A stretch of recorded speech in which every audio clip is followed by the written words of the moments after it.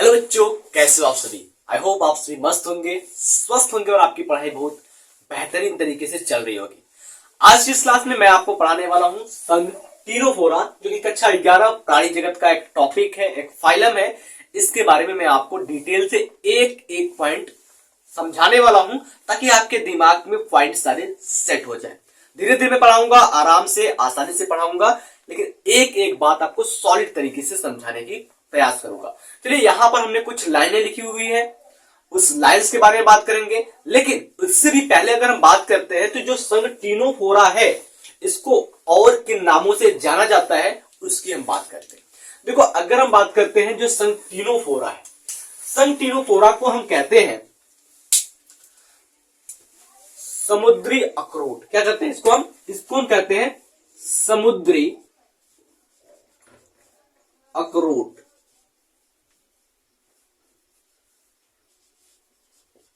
अखरोट, बात समझ में आया।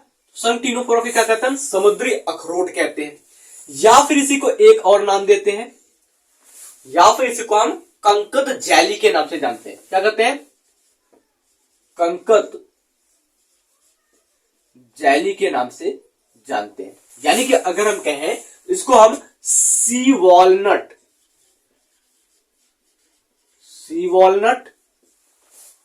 और कॉम्ब जैली के नाम से भी जानते हैं। इतनी बातें समझ में आई कि जो संघ टीनोफोरा है, संघ टीनोफोरा को हम इन दो नामों से जानते हैं, समुद्री अखरोट और कंकत जैली के नाम से जानते हैं। अब अगर हम बात करते हैं जो संघ टीनोफोरा है, जो टीनोफोरा वर्ड है, ये टीनोफोरा वर्ड का मतलब क्या है, टीनोफोरा शब्द के मतलब की बात करते हैं। देखो, अगर टीनोफोरा शब्द के मतलब की हम बात करते हैं, यहां पर इसके मतलब को देखें तो यहां पर जो आपका टीनोफोरा है, ठीक है, टीनोफोरा में बात करते हैं तो पहला आता है टेन। क्या आता है, टेन,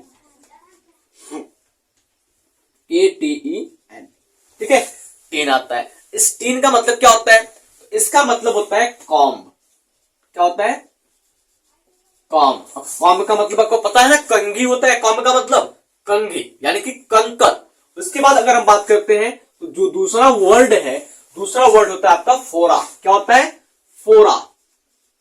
अब फोरा का मतलब क्या होता है, यहां पर बियर यानी कि धारण करने वाला या धारण, बियरिंग कर सकते हैं ना, बियरिंग। यानी कि अगर हम बात करते हैं तो जितने भी टीनोफोरा के जंतु होते हैं वो क्या होते हैं, कॉम्ब बियरिंग होते हैं, कंकत धारण करने वाले होते हैं, जिस वजह से इनको हम कहते हैं कंकत जैली। बात समझ में आई।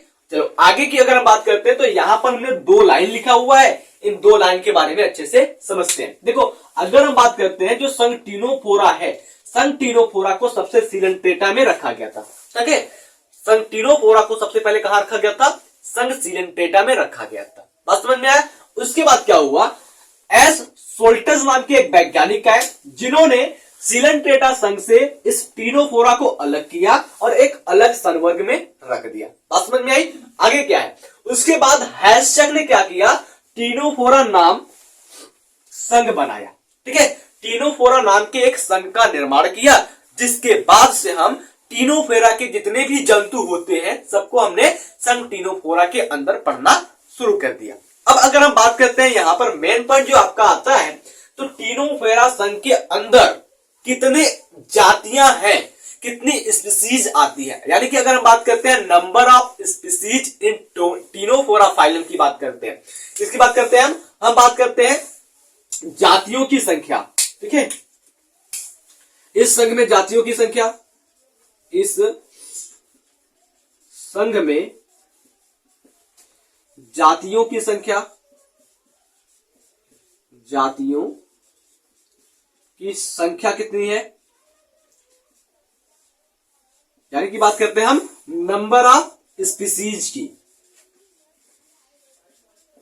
नंबर ऑफ स्पीसीज की अगर हम बात करते हैं बच्चा, तो यहां पर जो नंबर ऑफ स्पीसीज है वो है अप्रोक्सीमेटली 50 स्पीसीज। यानी कि अगर हम बात करते हैं तो यहां पर लगभग 50 जातियां आती है संघ टीनोफोरा के अंदर। तो आई होप ये जो पॉइंट हमने समझाया आपको अच्छे से समझ में आ गया होगा। चलिए आप इस पॉइंट को नोट कीजिए ताकि मैं आगे की पॉइंट को एकदम अच्छी से बारीकी से आपको समझा सकूं। चलिए फटाक से आप इस पॉइंट को नोट कीजिए। अब अगर हम बात करते हैं अगले पॉइंट में क्या पढ़ेंगे, तो हम अगले पॉइंट में पढ़ेंगे संघ टीनोफोरा के लक्षण के बारे में, जैसा कि हमने पिछले 2 संघों में पढ़ा। ठीक है, तो अब क्या पढ़ेंगे हम, संघ टीनोफोरा के सामान्य लक्षण। क्या हमारा पॉइंट हो जाएगा, वो हमारा पॉइंट हो जाएगा सामान्य लक्षण। सामान्य लक्षण जिसको हम कहते हैं जनरल कैरेक्टर।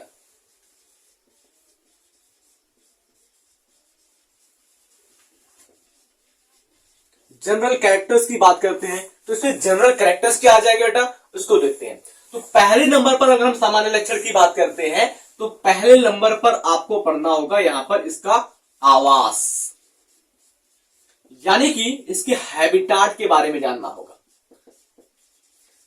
इसका मतलब क्या हो जाएगा कि ये जो संघ टीनोफोरा के जंतु होते हैं वो पाए कहां पर जाते हैं, इनका घर कहां होता है। जैसे हमारा घर क्या है, किसी गांव में है, आपका घर भी क्या है, किसी गांव में है, पृथ्वी के ऊपर है ना। तो उसी प्रकार से जो टीनोफोरा संघ के जंतु होते हैं वो कहां पर रहते हैं, उनका घर कहां पर है।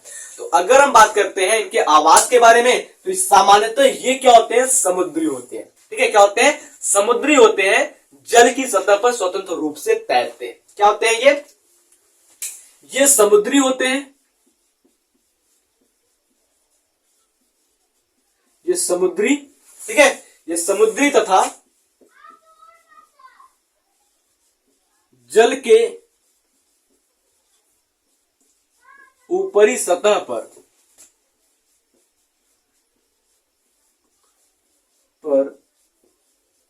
स्वतंत्र रूप से तैरने वाले होते हैं या तैरते हैं।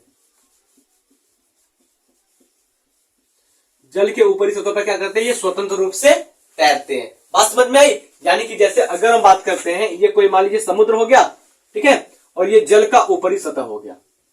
ठीक है, ये जल का क्या हो गया, ऊपरी सतह हो गया। तो अब क्या करेंगे, ये जो जंतु होंगे टीनोफोरा के, ये इसके ऊपरी सतह पर क्या होंगे, तैरते हुए मिल जाएंगे। बस समझ में आई, अच्छे से समझ में आ गया होगा। चलिए आगे अगर हम बात करते हैं तो संघ टीनोफोरा का एक विशेष लक्षण होता है जो इन्हें सभी प्रकार के जंतुओं से अलग बनाकर रखता है। देखिए अगर हम बात करते हैं कि जितने भी इंसान इस दुनिया में पाए जाते हैं सब में कुछ न कुछ विशेष लक्षण होता है। ठीक है, तो इसलिए आप अपने आप को कभी भी कमजोर या छोटा मत समझिए, क्योंकि आपको जो आता है हो सकता है कि वो चीज हमें नहीं आता, जो हमें आता है हो सकता है कि वो चीज आपको आता हो, आपको नहीं आता हो। ठीक है, उसी प्रकार से इस दुनिया में जितने भी जंतु हैं उनके पास एक विशेष लक्षण पाया जाता है। ठीक उसी प्रकार से संघ टीनोफोरा के जो जंतु है उनके पास भी एक विशेष लक्षण पाया जाता है। तो अगर हम बात करते हैं टीनोफोरा संघ का विशेष लक्षण क्या है, तो इनमें क्या होता है, प्रकाश संदीप्ति होता है। टीनोफोरा के जंतु जो होते हैं वो क्या होते हैं, जैव संदीप्ति होते हैं, या फिर कह सकते हैं कि जो टीनोफोरा के जंतु होते हैं वो अपने शरीर की सतह पे क्या करते हैं, प्रकाश को उत्पन्न करते हैं। ठीक है, तो हम क्या करते हैं, इसके विशेष लक्षण की बात करते हैं। विशेष लक्षण, विशेष लक्षण क्या है, तो ये क्या होते हैं, जैव संदीप्ति होते हैं। क्या होते हैं, जैव संदीप्ति होते हैं, जैव संदीप्ति होते हैं।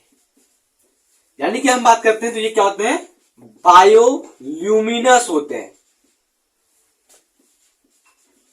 ये बायोल्यूमिनस होते हैं, अर्थात ये एक ऐसे प्राणी हैं जो अपने शरीर से प्रकाश को उत्पन्न करते हैं। इनका ये विशेष लक्षण है। आई होप इसका विशेष लक्षण भी आपको समझ में आ गया होगा क्या होता है, और इसका आवास भी आपको समझ में आ गया होगा क्या होता है। अब अगर हम बात करते हैं अगले पॉइंट की, तो अगले पॉइंट में इनका शरीर का संगठन आ जाता है। ठीक है, शरीर का संगठन, यानी कि हम बात करते हैं इसमें जो बॉडी ऑर्गेनाइजेशन होती है,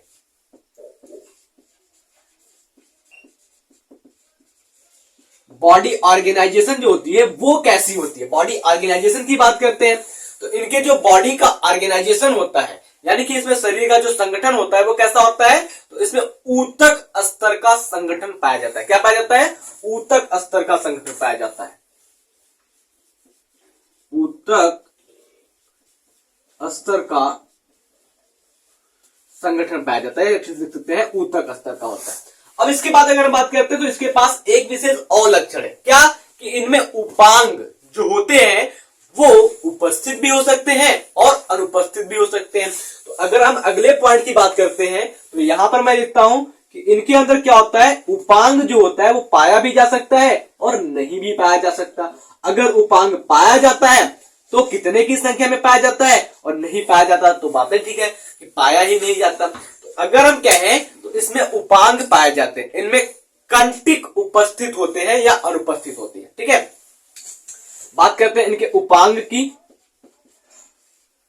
उपांग की बात करते हैं तो इनमें जो कंटिकाएं होती है वो इनके उपांग होते हैं। ठीक है, क्या होती है, कंटिकाएं। कंटिकाएं उपस्थित होती है, उपस्थित होती है या अनुपस्थित होती है, उपस्थित होती है या अनुपस्थित होती है। और यदि कंटिकाएं पाई जाती हैं तो इनकी संख्या क्या होगी, तो इनकी संख्या 2 होगी। यदि कंटिकाएं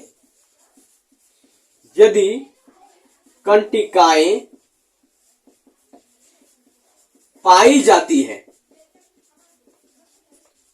तो इनकी संख्या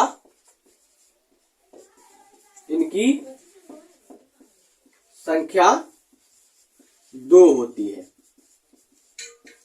बात समझ में आई? अगर कंटिकाएं इसमें पाई जा रही तो इसकी संख्या क्या होगी, 2 होगी। साइड में मैंने यहां पर फिगर लगाया है, चित्र लगाया हुआ है, इसको देख लीजिए।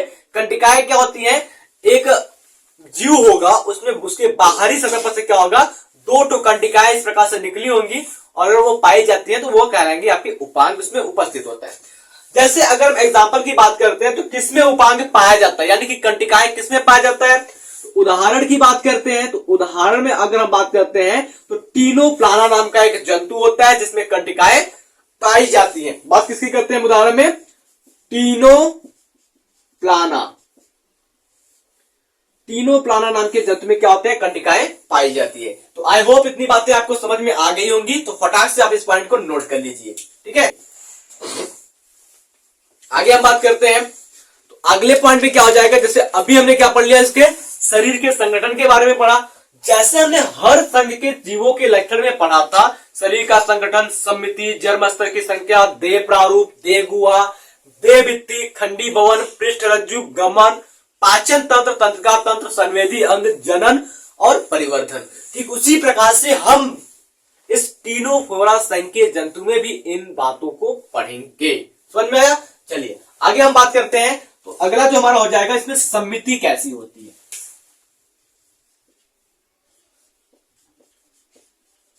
सम्मिति की बात करते हैं तो इसमें सम्मिति कैसी होती है, यानी कि अगर हम बात करते हैं, अगर इसको किसी भी भाग से काटते हैं तो वो 2 बराबर भागों में बटेगा या नहीं बटेगा। अगर 2 बराबर भागों में बट जाता है तो इसकी सम्मिति कैसी होगी, द्विअरीय होगी, या फिर कह सकते हैं कि इसमें अरीय सम्मिति पाई जाती है।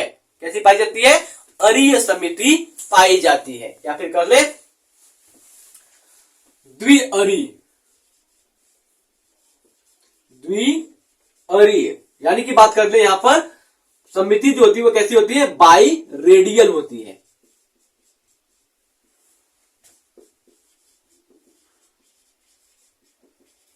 बाई रेडियल सिमेट्री पाई जाती है। बात समझ में आया? अगले पॉइंट की अगर हम बात करते हैं तो तीसरे नंबर पर जो आपको मिल जाएगा वो मिलता है यहां पर देह प्रारूप।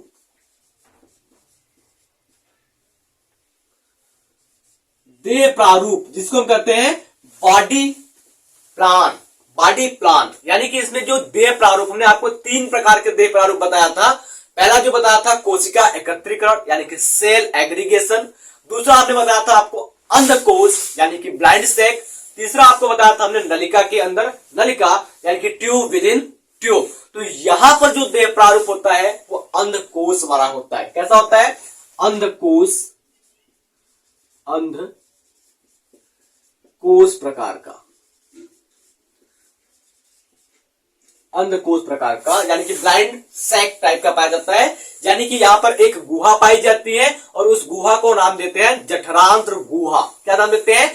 जठरांत्र गुहा देते हैं। अब इसका काम क्या होता है, कैसे ये काम करती है, इसमें कैसी संरचना होती है, अगर इन सभी बातों को आपको समझना है, देखना है, तो आप इस चैप्टर के पहले क्लास को देखिए जहां पर हमने वर्गीकरण का आधार पढ़ाया था। वहां पर एक एक बातें मैंने अच्छे से बताया है, साथ में एग्जाम्पल भी बताया है कि किस प्रकार का आधार किसमें पाया जाता है। ठीक है, अब चलते हैं आगे की ओर। तो आगे अगर हम बात करते हैं, चौथे नंबर पर आ जाता है आपका इसमें देह गुहा।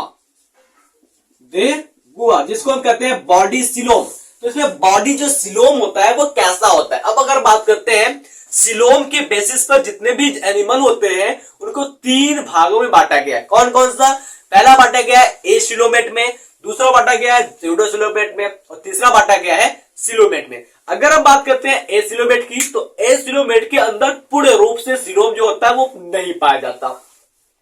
स्यूडोसिलोमेट की बात करते हैं यानी कि जिसको हम कहते हैं कूटगुही। तो कूटगुही में क्या होता है, सिलोम के जैसी संरचना पाई जाती है बट वास्तव में सिलोम नहीं पाया जाता, वास्तव में गुहा नहीं पाया जाता। आगे हम बात करते हैं सिलोमेट जिसको हम कहते हैं प्रगुही या फिर गुही के नाम से जानते हैं। तो यहां पर वास्तविक सिलोम उपस्थित होता है। अब सिलोम की संरचना कैसी होती है इसको भी देखना है, तो आपको भाई पहला क्लास देखना ही देखना पड़ेगा। तो आप पहले क्लास को देख लेंगे तो आपको आइडिया लग जाएगा हर संघ के बारे में कि इसमें क्या कैरेक्टर होगा और उसको आप चाहे तो अपने मन से भी बना करके लिख सकते हैं। ठीक है, चलिए अगर हम बात करते हैं यहाँ पर जो गुहा होता है वह कैसी होती है, तो गुहा के आधार पर ये जो जंतुएं होते हैं वो होते हैं अगुही। अगुही बात करते हैं तो ये होते हैं एसिलोमेट। एसिलोमेट होते हैं यानी कि यहां पर गुहा नहीं पाई जाती है। चौथे नंबर पर हो गया। 5वें नंबर की अगर बात करते हैं तो 5वें नंबर पर क्या मिल जाता है आपको, 5वें नंबर पर मिलेगा आपको यहां पर खंडी भवन। क्या इसमें खंडी भवन पाया जाता है? नहीं पाया जाता भाई। खंडी भवन जो होता है अगर हम बात करते हैं 2 प्रकार के, एक होता है वास्तविक खंडी भवन, दूसरा होता है कूट खंडी भवन। वास्तविक खंडी भवन किसमें पाया जाता है, तो संघ एनिलिडा से लेकर के संघ कॉर्डेटा तक के जितने भी जंतु होते हैं या फिर कहें हम आर्थ्रोपोडा, सॉरी संघ एनिलिडा से लेकर के संघ आर्थ्रोपोडा के जितने भी जंतु होते हैं सब क्या होता है, वास्तविक खंडी भवन पाया जाता है। यानी कि उनका जो अंग होता है वो खंड युक्त होता है। और कूट खंडी भवन में क्या होता है भाई, कूट खंडी भवन में खंड के जैसी संरचना तो दिखाई देती है लेकिन वास्तविक खंड नहीं पाया जाता। लेकिन अगर हम बात करते हैं इस टीनोफोरा संघ के जंतु में तो यहां पर खंडी भवन नहीं पाया जाता। खंडी भवन क्या होता है, अनुपस्थित होता है। क्या कहेंगे हम यहां पर, खंडी भवन, खंडी भवन अनुपस्थित होता है।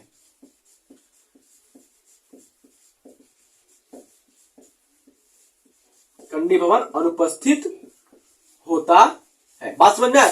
खंडी भवन क्या होता है, अनुपस्थित होता है। अब अगर हम बात करते हैं 6ठे नंबर पर, तो 6ठे नंबर पर क्या आ जाता है, यहां पर पृष्ठ रज्जु की बात करते हैं। पृष्ठ रज्जु, पृष्ठ रज्जु का मतलब क्या हो जाएगा यहां पर, नोटोकार्ड। नोटोकार्ड का मतलब क्या हो जाएगा, जो ये रीढ़ की हड्डी होती है वो चीजें। तो अगर हमने आपको बताए थे, अगर आपको याद होगा तो हमने बताया था कि संघ पोरीफेरा से लेकर के हेमिकार्डेटा तक के जितने भी प्राणी पाए जाते हैं किसी में पृष्ठ रज्जु नहीं पाया जाता है। यानी कि वो क्या होते हैं, अरज्जुकी होते हैं। इस प्रकार से हम कह लें कि वो क्या होते हैं, अकशेरुकी होते हैं। तो अगर कहते हैं हम इसमें, तो इसमें पृष्ठ रज्जु नहीं पाया जाता, तो अर्थात ये क्या हो जाएंगे, अरज्जुकी होते हैं। अरज्जुकी होते हैं, या फिर कह रहे हैं इसमें हम पृष्ठ रज्जु नहीं पाया जाता है, या फिर कह लें ये क्या होते हैं, अकशेरुकी होते हैं। अकशेरुकी, नॉन कॉर्डेट होते हैं। बात समझ में आई? चलिए आगे की पॉइंट पे बात करते हैं हम। 7वें नंबर पे क्या देखेंगे, तो 7वें नंबर पर आ जाएगा, इसमें गमन की बात करते हैं। जैसे क्या होता है भाई, हम चल फिर रहे हैं, देखो हम चल रहे हैं ना, इस प्रकार से इसी कहते हैं गमन, यानी कि लोकोमोशन कहते हैं। तो ठीक उसी प्रकार से हमारे अंदर गमन कैसे हो रहा है, पैरों के द्वारा हो रहा है। ठीक है, ठीक उसी प्रकार से ये जो टीनोफोरा संघ के जंतु हैं उनमें गमन किसके द्वारा होता है, उनमें लोकोमोशन किसके द्वारा होता है।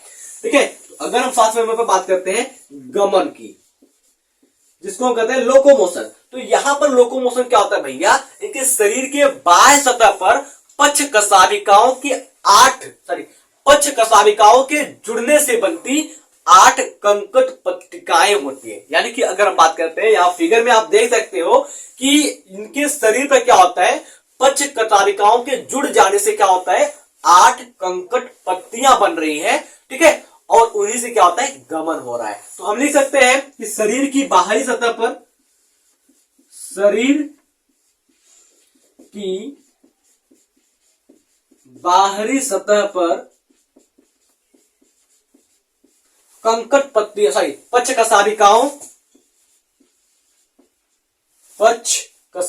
पक्ष माभिकाओं लिखेंगे ना, पक्ष कशाभिकाओं नहीं, पक्ष माभिकाओं के जुड़ने से, पक्ष माभिकाओं के जुड़ने से 8 कंकट पट्टियां, 8 कंकट पट्टियां पाई जाती है, जो गमन में मदद करती है, जो गमन में मदद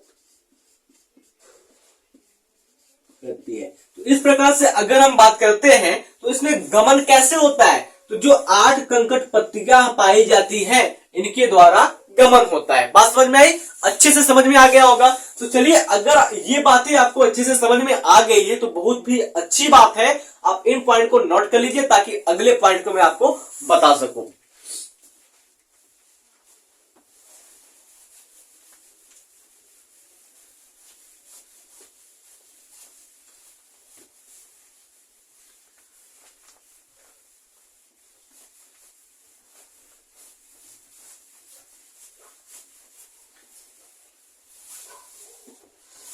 अगर हम बात करते हैं अगला पॉइंट क्या आ जाएगा, अगला पॉइंट जो होगा, अगला जो लक्षण होगा इसके पाचन की हम बात करेंगे, पाचन तंत्र की बात करते हैं। इसमें क्या था आपका, ये जो पाचन तंत्र है ये आपका क्या हो जाएगा, 9वां लक्षण हो जाएगा।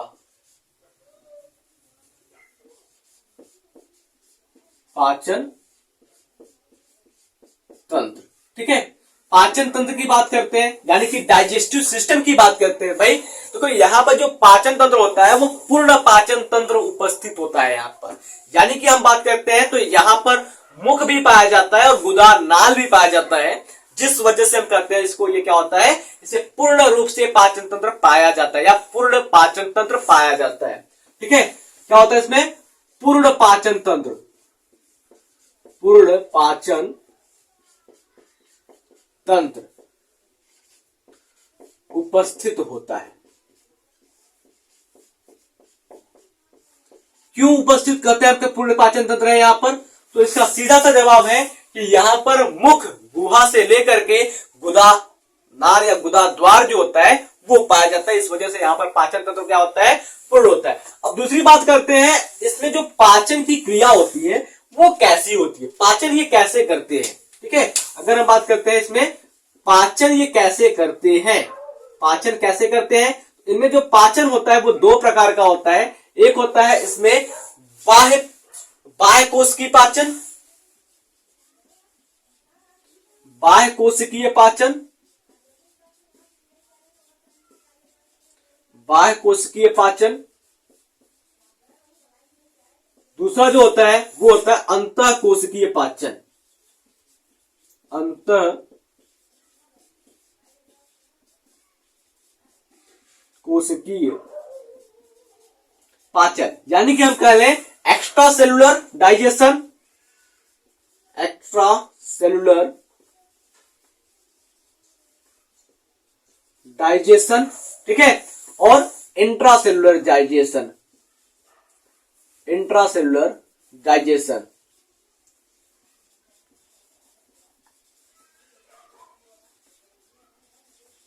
एक्स्ट्रा सेलुलर डाइजेशन और इंट्रा सेलुलर डाइजेशन दोनों पाया जाता है। बस समझ में आया।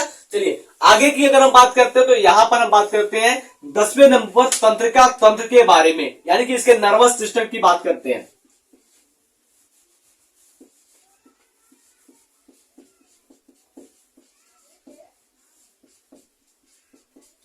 तंत्रिका तंत्र की बात करते हैं तो इसमें तंत्रिका तंत्र कैसे पाया जाता है? देखो जैसे हमने आपको पढ़ा था संघ नाइडेरिया, यानी कि बात करते हैं संघ सिलेंट्रेटा की, तो जैसे हमने आपको सिलेंट्रेटा के बारे में तंत्रिका तंत्र के लिए बताया था, ठीक उसी प्रकार का जो तंत्रिका तंत्र होता है संघ टीनोफोरा में भी पाया जाता है।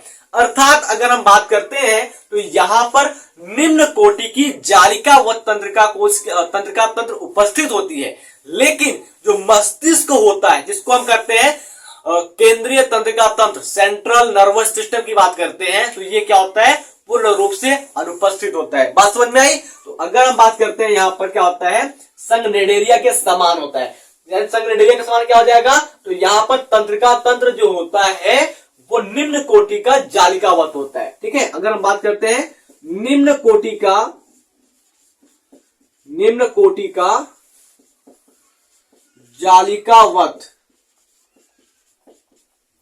जालिकावत तंत्रिका तंत्र उपस्थित होता है,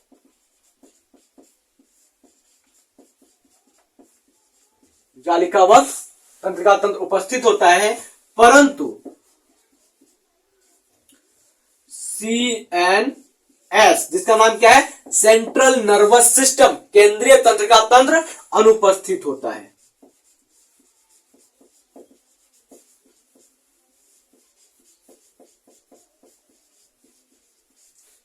बात समझ में आई? यहां पर केंद्रीय तंत्रिका तंत्र क्या होता है? वो नहीं पाया जाता, लेकिन हमारे अंदर जो केंद्रीय तंत्रिका तंत्र है ये जो खपड़ोही है ये पाया जाता है। और संघ नाइडेरिया संघ के जो जितने जंतु होते हैं उनमें भी सेंट्रल नर्वस सिस्टम यानी कि केंद्रीय तंत्रिका तंत्र नहीं पाया जाता। आगे अगर हम बात करते हैं तो इसमें संवेदी अंग पाया जाता है, यानी कि बात करते हैं सेंसरी ऑर्गन पाया जाता है। जैसे हमारे शरीर के अंदर क्या होता है? संवेदी अंग पाया जाता है। 5 संवेदी अंग है कि नहीं? है ना? बताता हूं मैं आपको। आंख, कान, नाक, जीभ, त्वचा। आंख, कान, नाक, जीभ, त्वचा, ये 5 संवेदी अंग है और इस 5 संवेदी अंग के द्वारा हम वातावरण में हो रहे परिवर्तन का अनुभव कर सकते हैं। ये कहलाते हैं संवेदी अंग। वातावरण में हो रहे परिवर्तन का जो अनुभव करा दे वही आपका संवेदी अंग कहलाता है। और उसी प्रकार से संवेदी अंग संघ टीनोफोरा के जंतुओं में भी पाया जाता है। तो कौन कौन से संवेदी अंग पाए जाते हैं और कहां स्थित होते हैं उसकी बात करते हैं यहां पर। तो आपका जो 11वां नंबर हो जाएगा इसमें वो हो जाएगा संवेदी अंग, जिसको हम कहते हैं सेंस ऑर्गन या सेंसरी ऑर्गन की बात करते हैं। तो यहां पर संवेदी कोशिकाएं जिसको हम बात करते हैं कोलोब्लास्ट स्पर्शक में उपस्थित होती है। ठीक है, अगर हम बात करते हैं जो संवेदी कोशिकाएं होती है वो कहां पाई जाती हैं? कोलोब्लास्ट स्पर्शक में उपस्थित होती है। अब बात करते हैं कोलोब्लास्ट क्या है। तो भाई कोलोब्लास्ट टीनोफोरा संघ के अंदर भोजन पकड़ने वाला अंग होता है या फिर भोजन पकड़ने में सहायता करता है। और संवेदी अंग की बात करते हैं तो संवेदी अंग जो होता है वो क्या होता है? स्टेटोसिस्ट अधोमुखी सतह पर स्थित होता है। ठीक है, संवेदी कोशिका कहां पाया जाता है? संवेदी कोशिका पाया जाता है कोलोब्लास्ट स्पर्शक में। कहां पाया जाता है? कोलोब्लास्ट स्पर्शक में, जो भोजन को पकड़ने में सहायक होती है। और संवेदी अंग पाया जाता है स्टेटोसिस्ट अधोमुखी सतह पर। ठीक है, तो अगर हम बात करते हैं संवेदी अंग कहां पाया जाता है तो संवेदी कोशिका। ठीक है, संवेदी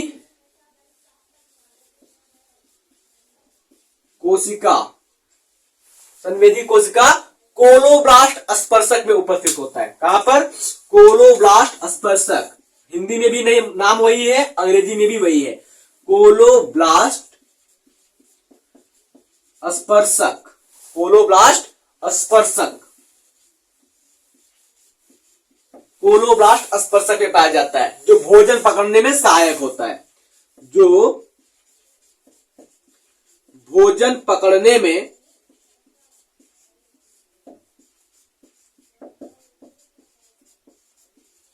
सहायक होता है। ये तो हो गई संवेदी कोशिका। अब अगर हम बात करते हैं संवेदी अंग कहां पाया जाता है, संवेदी अंग,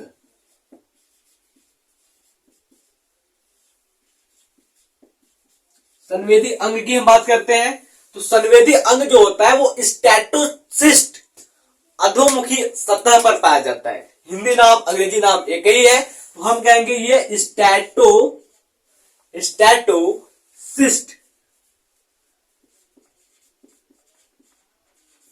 स्टैटोसिस्ट अधोमुखी, स्टैटोसिस्ट अधोमुखी सतह पर पाया जाता है।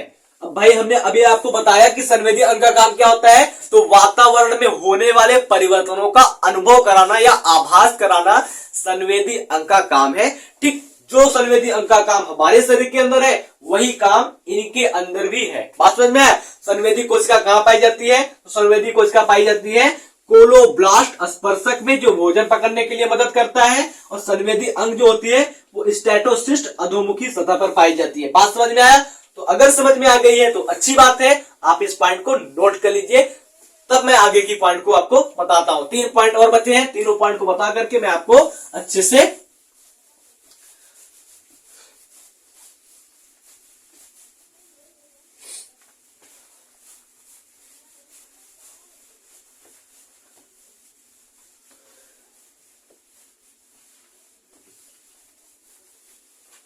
चलो आगे देखते हैं। तो अगला जो हमारा पॉइंट हो जाएगा, जिसको हम कहेंगे 12वें नंबर पर जो आता है, 12वें नंबर पर अगर बात करते हैं, जितने भी सजीव इस दुनिया पर, इस धरती पर पाए जाते हैं, सबका प्रमुख लक्षण है जनन। क्या है? जनन। यानी कि बात करते हैं हम रिप्रोडक्शन। अब रिप्रोडक्शन से संबंधित अगर कुछ पॉइंट्स को यहां पर लिखे, तो सबसे पहले जो आपके टीनोफोरा संघ के जंतु होते हैं, जितने भी टीनोफोर्स होते हैं, यानी कि अगर बात करते हैं जितने भी समुद्री अखरोट होते हैं, उनके अंदर नर और मादा दोनों एक ही शरीर में पाया जाता है। यानी कि हम कह रहे हैं तो ये क्या होते हैं? उभय लिंगी होते हैं, उभय लिंगी होते हैं। यानी कि हम कह लें नर मादा दोनों एक ही में पाए जाते हैं। अगले पॉइंट की अगर हम बात करते हैं बेटा, इसमें अगला पॉइंट क्या हो जाएगा, जो जनन होता है वो कैसा होता है, इसमें अलैंगिक जनन होता है, सॉरी इसमें लैंगिक जनन होता है, अलैंगिक नहीं, इसमें लैंगिक जनन होता है, लैंगिक जनन होता है। इसमें कहिए या इनमें कहिए लैंगिक जनन होता है। अगली बात करते हैं तो इनके अंदर एक विशेष लक्षण और पाया जाता है कि इनमें पुनरुद्भवन की क्षमता पाई जाती है। इनमें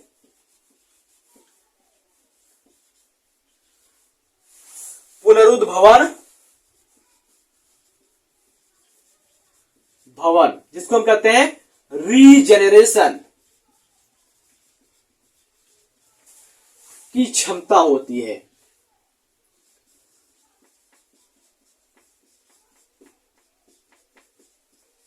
बात समझ में आई?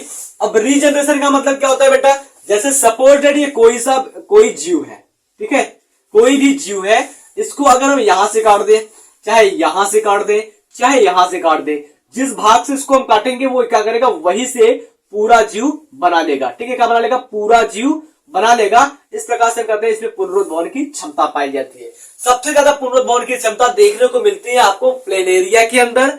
अब अगर हम बात करते हैं जो छिपकली होता है, छिपकली के पूंछ को अगर आप किसी भी तरीके से मार देते हैं और वो छिपकली क्या करता है, अपने पूंछ को छोड़ देता है, या छिपकली का पूंछ कट जाए तो कुछ दिन के बाद देखेंगे कि उस छिपकली के पूंछ में से नया पूंछ निकलना शुरू हो जाता है।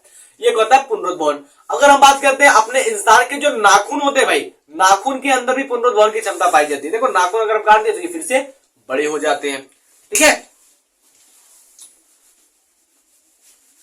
अगले पॉइंट की बात करते हैं तो अगला पॉइंट इसमें आ जाता है परिवर्धन। परिवर्धन में क्या मतलब हो जाएगा, यहां पर जो भ्रूण का रोपण होता है वो किस प्रकार का होता है, परिवर्धन की बात करते हैं। 13वें नंबर पर क्या आ जाता है आपका परिवर्धन। परिवर्धन जिसको हम कहते हैं डेवलपमेंट। क्या कहते हैं? डेवलपमेंट कैसा होता है भाई, इसमें जो डेवलपमेंट होता है वो कैसा होता है, तो इसमें प्रत्यक्ष परिवर्धन होता है, प्रत्यक्ष परिवर्धन होता है, प्रत्यक्ष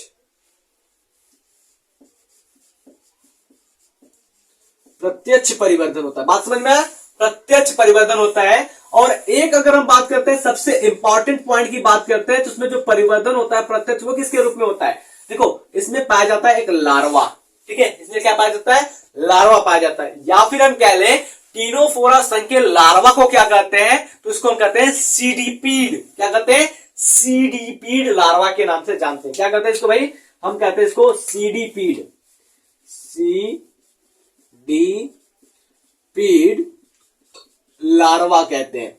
संघ टीनोफोरा के लार्वा को क्या कहते हैं, हम कहते हैं इसको सीडीपीड लार्वा। बातें समझ में आई, अच्छी है, इतना बातें समझ में आ गया, अच्छा बात है। चलिए अब अगर हम बात करते हैं संघ टीनोफोरा संघ के उदाहरण की बात करते हैं, तो उदाहरण की बात करते हैं, तो उदाहरण क्या हो जाएगा इसका, संघ टीनोफोरा संघ के प्राणियों की बात करते हैं, या फिर कह लें संघ टीनोफोरा में कितने प्राणी आते हैं, कौन कौन से प्राणी आते हैं। तो यहां पर टीनोप्लाना,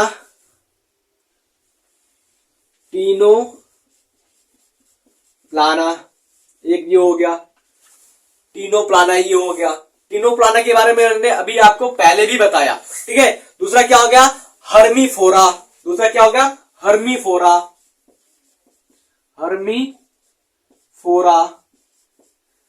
तीसरा जो हो जाएगा यहां पर वो आ जाएगा आपका बेरोई। क्या आ जाएगा, बेरोई आदि।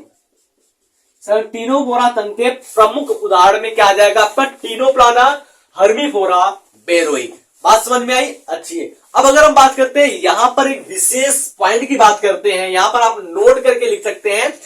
तो क्या होता है, संघ टीनोफोरा के जंतु में श्वसन तंत्र, उत्सर्जन तंत्र, परिसंचरण तंत्र और कंकाल तंत्र, ये सभी अनुपस्थित होते हैं, सबके सब नहीं पाए जाते। क्या क्या, श्वसन तंत्र, उत्सर्जन तंत्र, परिसंचरण तंत्र और कंकाल तंत्र, ये नहीं पाए जाते हैं। इसलिए मैंने आपको क्या किया, यहां पर श्वसन किस प्रकार का होता है ये पॉइंट स्किप कर दिया, नहीं बताया। उत्सर्जन किस प्रकार का होता है या उत्सर्जी पदार्थ क्या होता है, इस पॉइंट को भी स्किप किया, नहीं बताया। परिसंचरण के बारे में नहीं बताया, कंकाल के बारे में नहीं बताया। क्यों नहीं बताया, क्योंकि इनमें श्वसन, उत्सर्जन, परिसंचरण और कंकाल तंत्र नहीं पाए जाते। बातें समझ में आई, चलिए अच्छी है। अगर समझ में आ गई है तो आप फटाक से इसको नोट कीजिए। और यहां पर कुछ थोड़ा सा एक्स्ट्रा पॉइंट में बताऊंगा जो आपके लिए बेहद बेहद जरूरी है, ठीक है।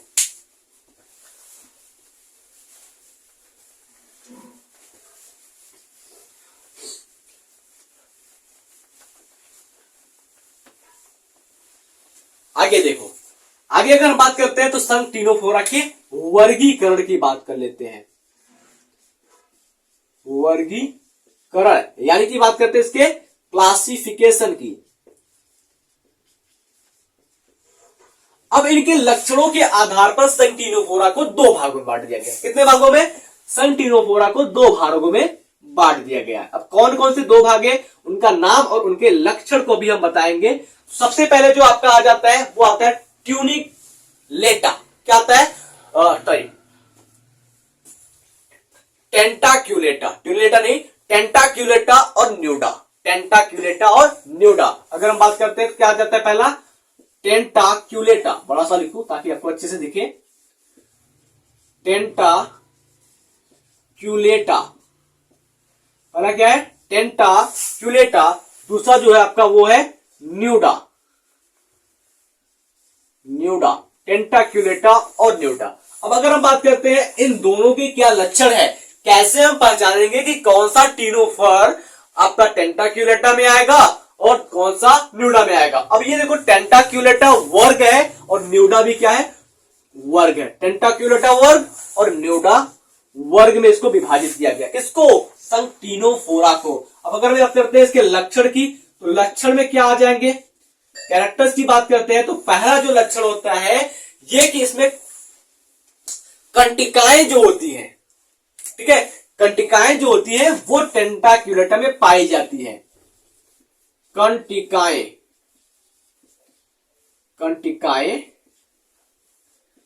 उपस्थित होती है। कंटिकाएं क्या होती है? उपस्थित होती है। और यहां पर कंटिकाएं क्या होती है? अनुपस्थित होती है। कंटिकाएं अनुपस्थित होती है।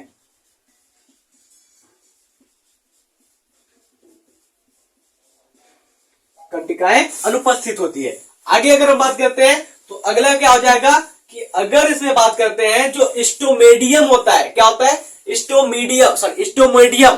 स्टोमेडियम क्या होता है? इसमें सेंसरी ऑर्गन, संवेदी अंग, स्टोमोडियम, ये जो होता है इसमें क्या होता है? छोटा होता है और इसमें क्या होता है? विस्तृत होता है। यानी कि बात करते हैं स्टोमोडियम। स्टोमोडियम की बात करते हैं तो स्टोमोडियम इसमें क्या होता है भाई? इसमें स्टोमोडियम छोटा होता है, यानी कि संवेदी अंग स्टोमोडियम छोटा होता है और इसमें क्या होता है? विस्तृत होता है। विस्तृत होता है। समझ में आया? चलो अब हम बात करते हैं इनके अंदर उदाहरण की बात कर लेते हैं भाई। उदाहरण क्या है?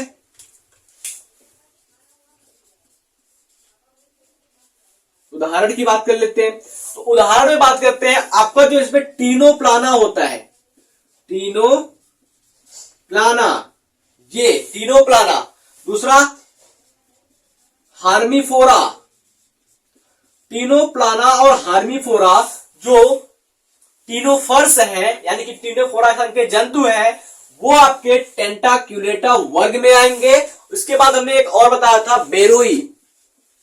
बेरोई, ये जो बेरोई है बच्चा, ये आपका आ जाएगा न्यूडा वर्ग में। तो आई होप जितने भी टीनोफोरा संघ के बारे में पॉइंट मैंने आपको बताया है, सभी पॉइंट अच्छे से समझ में आया होगा और आपको याद हुआ होगा। तो मिलते हैं आपसे अगले क्लास में, तब तक के लिए जय हिंद, जय भारत। अपनी क्वेरीज को कमेंट बॉक्स में कीजिए, मैं कोशिश करूंगा वहीं पर आपके सभी डाउट क्लियर हो जाए।